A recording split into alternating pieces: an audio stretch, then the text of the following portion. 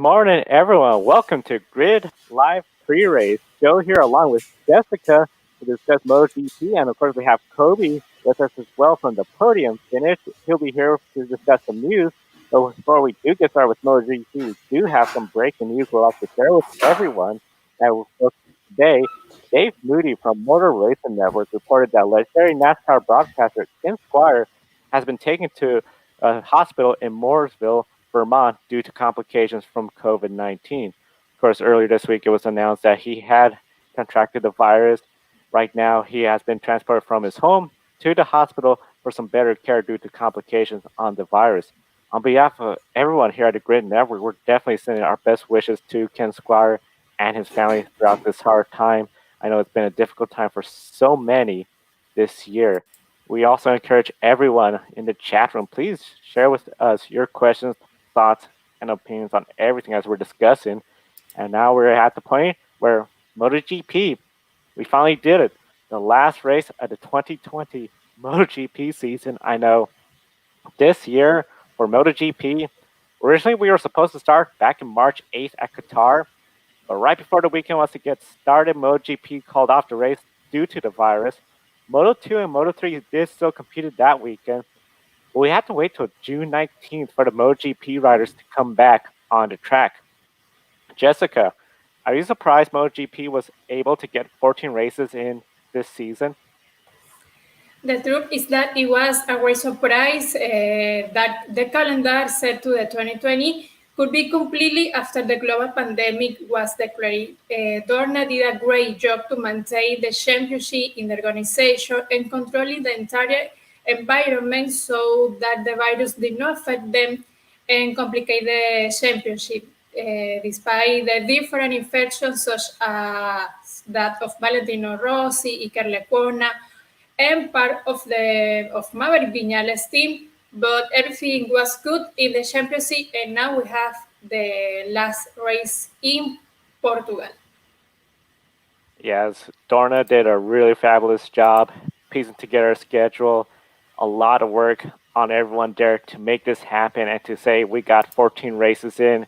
For a while, it wasn't looking that good. Of course, we were missing a lot of races still, but definitely this had turned out for the championship to proceed on. Crown a world champion, and hats off to everyone on Dorna and MotoGP for making this possible. Of course, originally we had 20 rounds planned. That included the circuits of America and United States, Argentina, Malaysia, and all over the world. Of course, only the European stops have occurred this year, along with some additional racetracks like Portugal, which also hosted Formula One this year. How will you remember the MotoGP season, and how does this season compare to, say, 2019? Yes, clearly this was a totally different season. First, the championship could not leave Europe since the other country it was not possible to run without audience, and that was no rectified for the championship. The absence of public in some circuits, the different winners that the championship has had. In total, there have been 9 so far. It remains to be seen what happens tomorrow, having 2 races on the same circuits, and Marc Marquez's injury that left him out the entire season. So this was an amazing season, different season, and everybody remember championship in. Yes, everyone I think will remember this championship for how unique it was with just the European stops. But definitely the on-track action has been something else all year long. Of course, MotoGP has always had great racing week in and week out when they are running. The last lap battles last weekend was just spectacular seeing Morbidelli and Miller going at it. And this year, even though we didn't see Marc Marquez racing, I think everyone's going to remember for the great work of Dorna Motorsports. The on-track action we saw this year was spectacular. 9 different winners, maybe 10 by tomorrow. Definitely, I think it's going to be remembered as a season that will stand out, especially from the past years as well. Now, of course, one of the big things with this is considering the scramble of the season being put together. Now here we are, the final race in Portugal, taking a look at the top 10 stars for tomorrow's race. Miguel Olivera, home country, put it on the pole. Now, of course, the Portimao racetrack hosts Formula One. This is the first time for the MotoGP riders. So, like Franco Morbidelli, Jack Miller ran out your front row. You can see the rest of the field. Quite a lot of surprises. We have two Hondas in the top 10. Of course, we definitely see Vinales in his Yamaha starting up there, and only one Suzuki, Alex Rins, starting 10th tomorrow in the race. Now, in case you're wondering, well, okay, where's Mir? Mir's going to be starting way back in 20th place, but definitely everyone's talking about Miguel Oliveira. Of course, he won an exciting race at Austria. Do you think Miguel Oliveira on pole for his home country's Grand Prix can hold off, especially Franco Morbidelli, and win? Oliveira has everything to be able to maintain the place, but Morbidelli is very strong. And it will be crucial to start the race for Oliveira to stay or more for Morbidelli to snatch the third place from him, and was unexpected pole position. We have Stefan Bradl in the sixth place, and Mir, he's have no pressure here, so he's the champion, and everything for Suzuki is just to be the constructors championship. So no pressure for Suzuki or for Mir this weekend. You bring up a good point. No pressure for Mir Suzuki. They're just going to go out there, try to have a good run, try to get a win. And it's been something else to see how they have responded. And definitely, you bring up a really good point. The start. If Oliveira could start out and stay ahead of Morbidelli, he has a really good chance of winning, keeping him behind him. So that start is going to be very critical now. Of course, everyone essentially is going to be racing for a win and score the most points possible. As you mentioned, the championships already wrapped up. Mir starting 20th, so the champion is already going to be a little further behind. Suzuki, they're going to go for the Triple Crown, but still, for all the riders out there, they want to be the 10th different winner this year. Do you think we'll see a 10th different winner? And who likely is going to be that 10th different winner tomorrow? It could be possible if Jack Miller maintains to capitalize on a so hard and near win in Valencia, but anything can happen, and we don't know.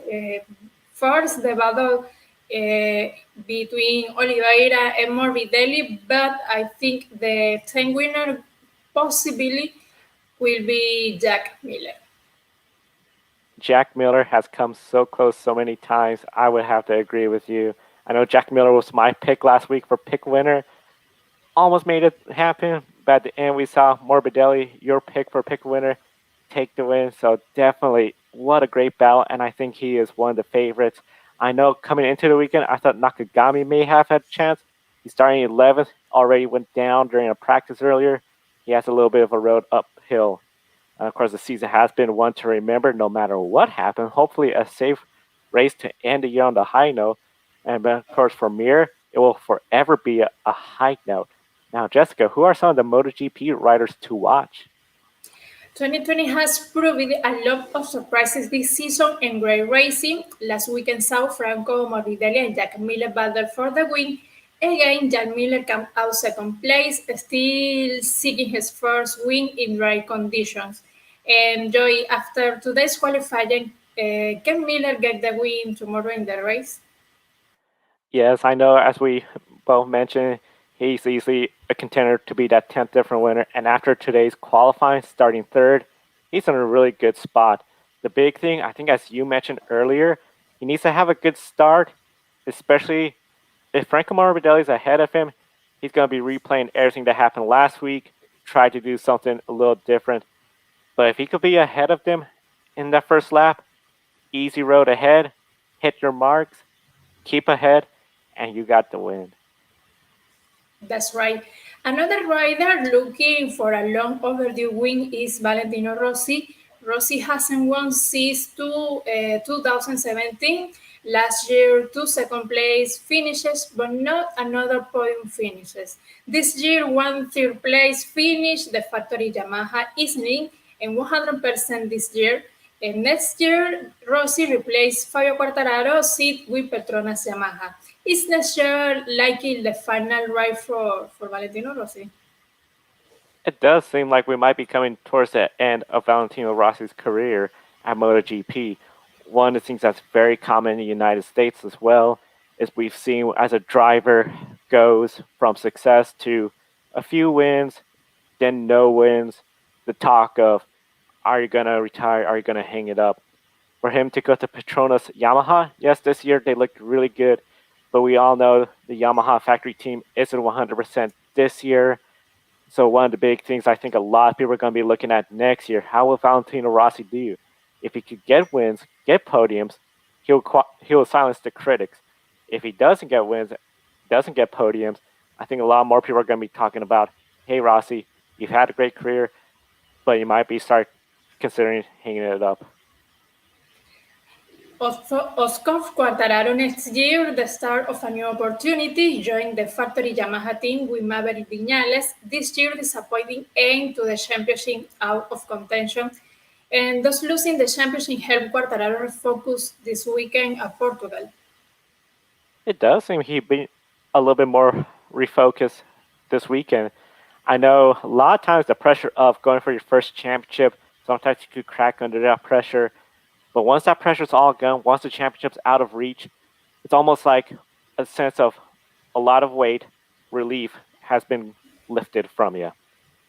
He's in the top 10 for qualifying. It's been a while since he's been able to do that. Now he's going to just go out there, just focus on running a good race. Yes, you can go out there and get a win, but you don't have to get a win compared to last week where he needed a really good race. This week, push the limits, find your confidence, because if you could win tomorrow at the race, you're going to feel really good for the next several months that we're off as we approach the new year and your new opportunity with Yamaha, which could be the start of a really great combination between Yamaha and Quartaro.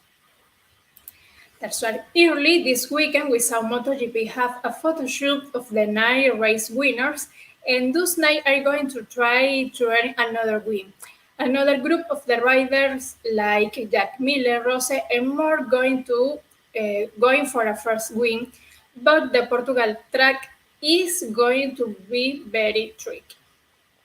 It is going to be very tricky, the Portugal track, and taking a look at the track, man, for Portugal, of course, this is the same circuit Formula One race earlier this year, 4.65 kilometers, equivalent of about 2.88 miles, 15 corners, and a lot of elevation changes throughout the track. We've been seeing videos and photos of all the riders getting some air as they're coming over the hill, front tire going up in the air a little bit. A couple times that back tire, it lifts up as well. So it's going to be a really interesting race. Jessica, with this track, do you see anybody having an advantage? It is a very demanding circuit and unknown to the most of the riders. Some were in the Portimao test in the middle of the season, but it's a very demanding circuit. There are many conflicting opinions. Rossi say that it's a difficult circuit. Jorge Martin from Moto2 say that it's a very fun circuit, and we hope that tomorrow we'll see a great show as we saw in Formula One. Nobody has an advantage. Everyone is in the same condition in Portugal, but it's a very good track in the elevations in Portimao are very crazy, very crazy. So we're gonna see a great race tomorrow in Portimao. I agree with you. I do see this being a great race tomorrow. The elevation changes, that's going to be something for all the riders to adjust to. And it's going to really wear down the riders. I think that's going to be very demanding. I recall this being very similar to the first race weekends at Jerez when we saw extreme heat. A lot of riders started dropping out. With the elevation changes, this is really going to put a load on the riders. Of course, the bikes too. The concentration has to be there. And you bring up a good point how Rossi said this is very demanding. Then we have another rider. Oh, this is very fun. Let's see what happens after we complete the race. I think everyone's going to be a little bit tired out because this is going to be a very demanding track. Now, next year, Portugal is not on the season, but it is set as a reserved venue. just in case we need it. Of course, with the pandemic, we still don't know what's all going to happen. The provisional 2021 calendar sees the return of most of the tracks we didn't see this year, including Argentina, April 11th. That is the home of the Paddock Insight. And of course, Circuits of America, United States, will be hosting a race the following week. 2021, especially with the return of Marc Marquez, will we see another season of many different winners like this year? Or again, similar with Marc Marquez and maybe 3 to 4 other riders competing for a win? It is very difficult to predict what will happen. It's not known when Marc Marquez will return. We don't know the level of the other riders with team changings. So it's very difficult to know what will happen next year. Maybe we can see Maverick Viñales in the top, or maybe will be, I don't know, like Pecco Bagnaia with Ducati. So it's very difficult to know what will happen in 2021 season, because we saw all the different winners, we saw all the different surprise in this championship. Now we have another champion like Joan Mir, so it's very difficult to know what will happen next year. Very difficult to know what's going to happen next year. I feel, especially as you pointed out, Marc Marquez, to assume that he's just going to come in, start winning again, I feel really undermines the competition level going up like we saw this year. The competition is going to be really tough for everyone. And Marc Marquez, I think it's going to be very competitive. How many different winners? I'm not 100% sure either. But as you mentioned, Ducati's going to be coming strong next year. Yamaha's looking to come back better next year. And then, of course, we have our defending champion, Mir, as well. Of course, many are going to be expecting Honda Marquez to be a championship contender. Same for Quartararo. A lot of people see them as the top two battling the championship, but of course we have Mir.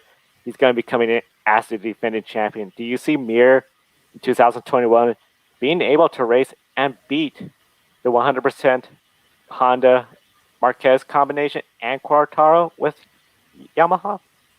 Yes, Joan Mir is a great level. He will be able to fight anyone next season, and he is a very talented driver. So we will not stop talking about him the next season, and he will work from maintain the championship, maintain to be the champion in the next season. I think Joan Mir will have a great job for the next season with Suzuki. I agree. I do see Mir having a great season with Suzuki. I think they're going to go out there and prove this wasn't just some sort of fluke. They worked really hard to get that championship this year, and Mir is going to be a contender for the championship. So if Marc Marquez, Fabio Quartararo want that championship, they're going to have to battle him. And of course, MotoGP season finale tomorrow morning, Sunday noon Eastern. We'll have Grid Live post race. We'll break down the MotoGP race. Then we'll discuss all the happenings and talk a little bit more about 2021 for MotoGP. Now it's time to welcome back Kobe and our pick a winner.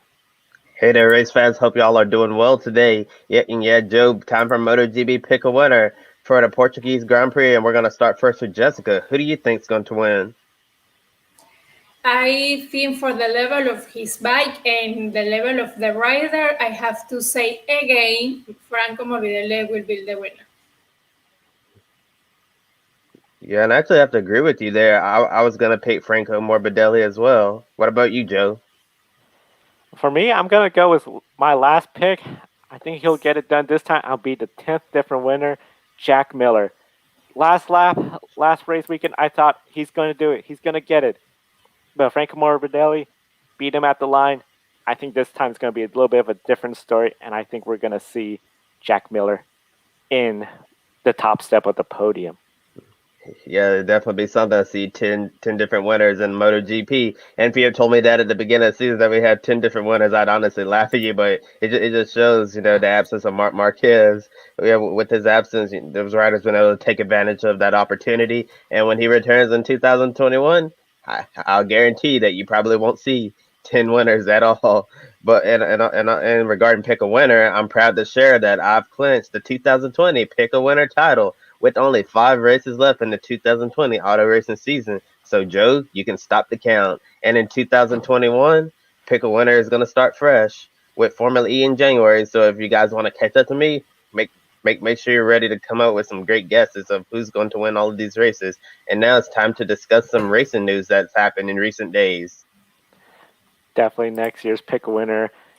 Great opportunity for everyone to try to essentially match or take the championship from Kobe. It's going to be really interesting to see how everything turns out. Now, some of the news that did come out, of course, definitely starting off with Rolex 24 Hours of LMP2 editions on our IMSA pre-race show for Sebring. We discussed the unpredictable future of LMP2 North America. We thought the addition of LMP3 might harm the car count for next year. However, LMP2 car count for the Rolex 24 is shaping up really nicely. Yesterday, European team High Class Racing confirmed they will enter LMP2 car for Daytona. And then other LMP2 entries include Dragon Speed, Inter Europol Competition, Era Motorsport, and Citalar Racing. Now, Citalar Racing will be bringing the Dallara LMP2 to Daytona with a particular construction makes its IMSA debut, and then Orica will finally have some competition. All according to Sports Car 365, that there will be at least 8 LMP2s at Daytona, but not still 100% clear how many entries for the full season. Kobe, are you surprised by the LMP2 looking as promising for at least Daytona?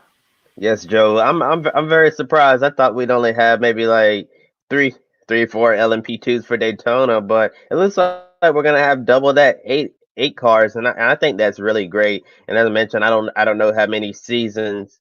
Well, as you mentioned, I'm not really sure how many we're gonna have for the full season, but at least for the Rolex 24 at Daytona, if we're gonna see at a minimum 8 LMP2 car, I think that's gonna be great for for the category in general. And the thing that really surprises me the most that we're seeing all of these teams coming over from the World Endurance Championship, and that's something that we don't really see often. So yeah, really excited when we have European teams who race across the pond full time come over here to take on the high banks of Daytona. Yeah, it's gonna be great to have Dragon Speed come back, run again, enter Europole competition. Got their feet wet this year running the 12 hours of Sebring and Petit Le Mans. Yeah, and it looks like they're going to be running an endurance program next year. And yeah, and also high class racing. Great to have them.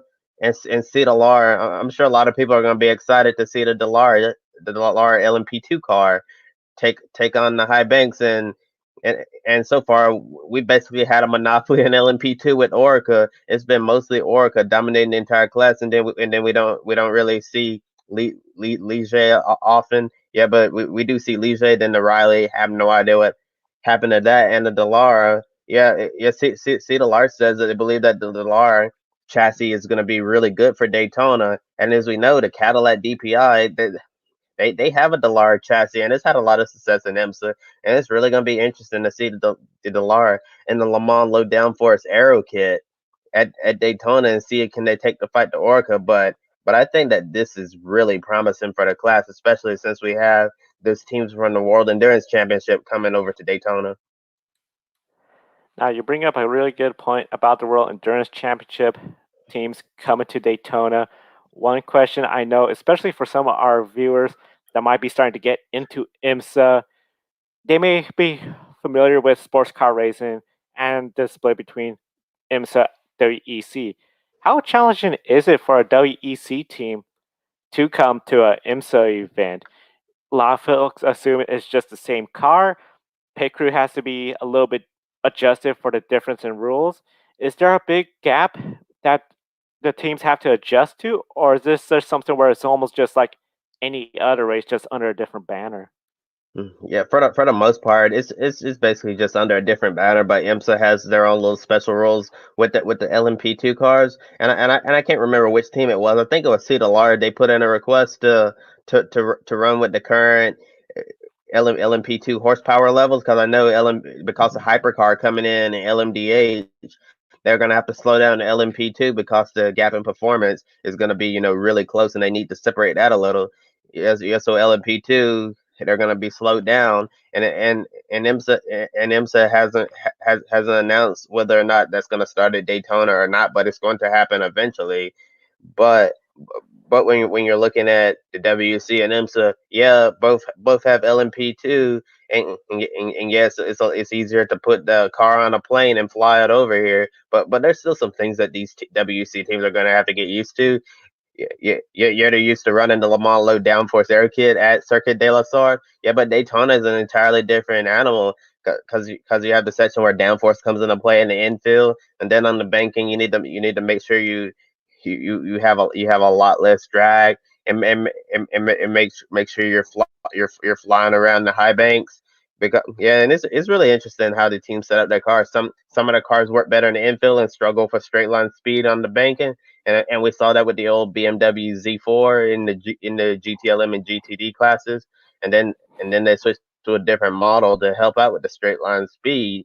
And while others they're great in a straight line speed and they struggle in the infield, and that's where Orca and LMP2 beats people, is that they're so good in the straight line, and Ligier and the Riley weren't able to challenge them. But this is the very first time we're going to see the Dallara at Daytona, and I think it's intriguing in a class full of Orcas. Finally, going to see if Dallara can take the fight to Orca, and another thing these WC teams are going to have to learn, pit, because in WC competition you can't change tires and refill at the same time. You have to do it separately. But in IMSA you can do it at the same time, and in WC when you're exiting the pits you have to make a clean exit, and then in IMSA you can do the NASCAR style burnout out of the pits. That's really interesting, especially the pit roads. Of course, if for folks that watch 24 Hours Le Mans, they may have noticed how they couldn't simultaneously fuel, change tires, and then, of course, the clean exit. That is something that a lot of folks are not familiar with. Great insight. Now, we'll definitely be following all the news when it comes to the Rolex 24 IMSA. And, of course, for IMSA coverage next year, be sure to subscribe to the Grid Network. We're going to be definitely following the IMSA series next year. Yeah, definitely. We're gonna continue following IMSA. Yeah, especially with all of these announcements coming lately. Seem like the Rolex 24 is gonna be once again the wonderful event that we all know it as the twice around the clock Florida Endurance Classic. And next we're gonna look at some news that dropped on Thursday in the 2021 NASCAR Camping World Truck Series. Yes, it's back. It's back to the NASCAR Camping World Truck Series. Their schedule was revealed to the public. It's gonna be a 22 race schedule. And yeah, we have a lot of the same tracks and some new ones as well, so definitely creating a different feel. And one of the most notable changes is the loss of Eldora Speedway. I know that's been rumored for months, and that was finally confirmed the other day. And while Tony Stewart's dirt track might be gone for now, we hope, NASCAR added 2 dirt races to replace it, and the Truck Series is going to be joining Cup at Bristol Dirt in the spring. Then in July, probably one of the biggest surprises of all came straight out of left field. I did not see this coming, and people in my circles had no idea about this as well. Yeah, and while Iowa Speedway is nowhere to be found on the schedule, the trucks will still be racing in the state of Iowa, and the second dirt race is going to be at the famous Knoxville Raceway, home of the sprint car Knoxville Nationals Crown Jewel Dirt Race. Joe, do you think NASCAR made up for Eldora's absence by adding truck events at Bristol Dirt and the golden track of dirt racing, freaking Knoxville Raceway? Knoxville Raceway, Knoxville Nationals. We're going to have trucks there. That's going to be huge. I think if we were to rewind back before we had the Midsummer Classic, if NASCAR was to poll fans, hey, which dirt track should a truck series come to? It'll be a battle between Eldora and Knoxville. To see Knoxville now having a NASCAR truck series race, I think that's going to be really exciting, especially for the trucks. They've been going to a dirt. That has always been a popular event.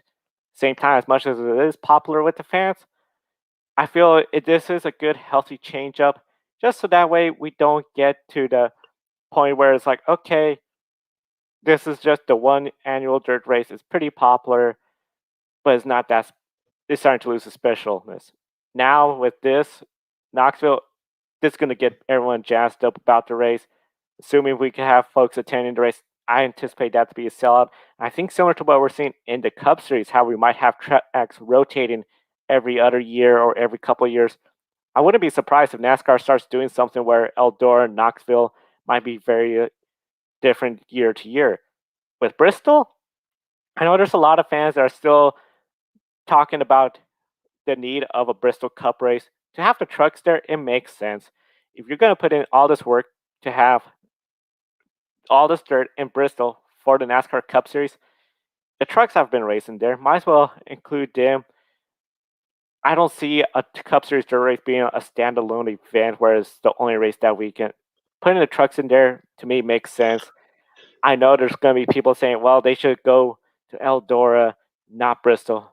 But the fact is, with this is a business deal. If you're going to have the cups at dirt in Bristol, you might as well have the trucks go there too.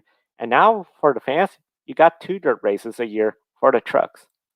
Yeah, Joe, this is really exciting. I was caught off guard and really excited to hear about Knoxville Raceway coming to the NASCAR Truck Series schedule. And I think this definitely makes up for Eldora not being here. And when I heard rumors that Eldora would not be returning to the schedule, I was really upset. I'm like, man, after waiting so many years to get NASCAR back on dirt, this little time period was coming to an end, and I was thinking, well, we're probably never going on dirt again. And then I see we're having not one but 2 dirt races on the schedule, and that's just really crazy. But yeah, and I know you mentioned a lot of people are still on the fence about the Bristol dirt race because they're gonna be taking the asphalt surface, just dumping a bunch of dirt on it. People are like, why can't you just go to a real dirt track?